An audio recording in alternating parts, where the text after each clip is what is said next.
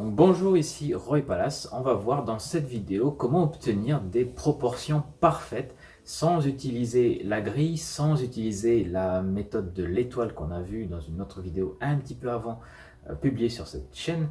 On va utiliser des outils que vous avez certainement. Si vous regardez cette vidéo sur un smartphone, vous avez tout ce qu'il faut déjà pour obtenir les bonnes proportions et puis poursuivre cette méthode. Donc cette méthode, de quoi il s'agit?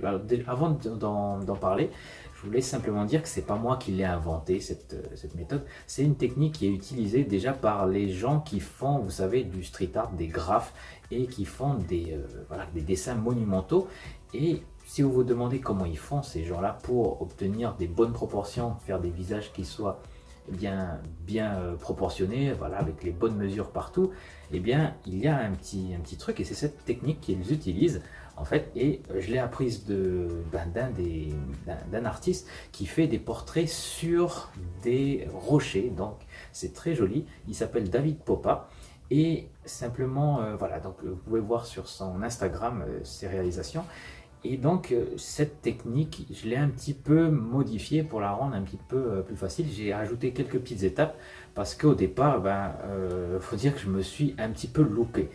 Donc là, je refais un deuxième essai. Et cette fois-ci, ça passe beaucoup mieux et je vais vous montrer ça. Donc, ça va aller très vite.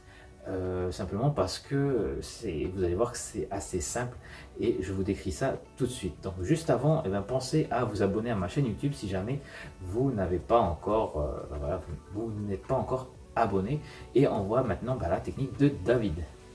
Donc la première étape, c'est de prendre une feuille et un crayon et puis de faire ce que vous voyez à l'écran, c'est-à-dire un gribouillage sur l'ensemble de la feuille. Comme ça, vous allez à la fois vous échauffer et puis vous préparer pour la technique. Donc ce gribouillage va nous servir de repère. Ce que vous faites maintenant, c'est vous le prenez en photo, vous téléchargez une application qui s'appelle Adobe Photoshop Mix. Et dans cette application, vous allez pouvoir mixer les deux photos. Donc la photo modèle que j'ai ici et voilà que je superpose comme un calque à l'autre photo du gribouillage. Et vous voyez que j'ajuste la transparence. De cette manière, on peut voir le gribouillage à travers la photo. Et on va exporter cette photo pour avoir notre modèle. Et maintenant, on a... devinez quoi, notre photo avec le gribouillage transparent. Et ce qu'on va faire, c'est simplement s'aider de ce modèle-ci pour pouvoir tracer le contour du portrait que je suis en train de faire là. Donc je m'aide pour ça des repères, des nombreux repères du gribouillage. Et vous voyez que j'arrive quand même à être assez précis malgré qu'il y ait beaucoup de formes abstraites qui sont pas forcément reconnaissables. C'est un peu chaotique et c'est pour ça que je vous dis que ça demande de l'adaptation, parce que c'est pas évident.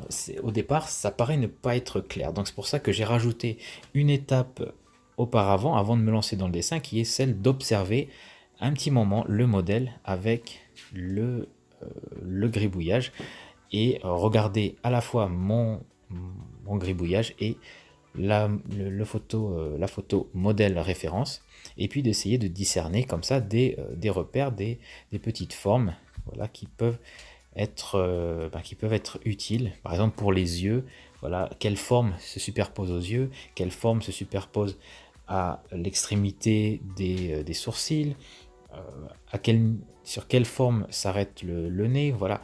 Et donc cette petite étape d'observation permet d'être beaucoup plus précis lors de l'exécution.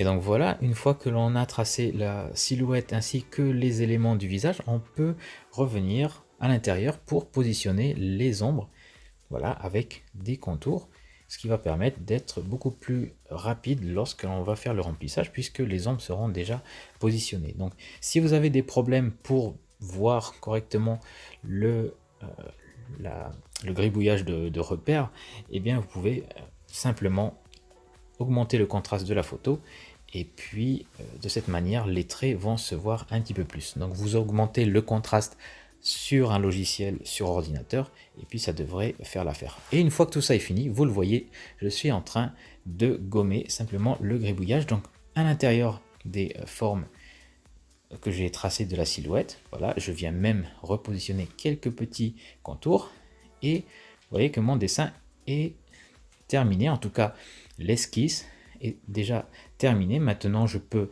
réajuster en regardant le modèle, puisque les formes principales, la silhouette est placée. C'est beaucoup plus simple maintenant de venir peaufiner, travailler les reliefs, décortiquer un petit peu les volumes, réajuster, repréciser des éléments, le bout du nez, les iris, la bouche, les lèvres. Voilà, donc c'est une dernière étape, on peaufine un peu les détails, et une fois que ça c'est fait, eh bien on a notre base, on a notre portrait bien proportionné, et on peut faire du remplissage au graphite, au crayon, au pastel, etc. Donc voilà pour cette vidéo. Vous avez vu, c'est pas très compliqué, ça demande juste un petit peu de pratique pour bien mettre tout ça en place, et puis essayer, voilà, essayez chez vous, c'est très simple. Vous avez besoin que de votre smartphone, de l'application, d'un crayon et puis d'une feuille, voilà. Donc c'est vraiment minimaliste comme matériel. Donc si vous avez aimé cette technique et cette vidéo, cliquez sur j'aime pour me dire que vous avez aimé, et j'essaierai de vous trouver d'autres astuces aussi croustillantes que celle-ci. Et puis si vous n'avez pas aimé, bon, cliquez sur je n'aime pas, et puis voilà, donc moi je ferai avec.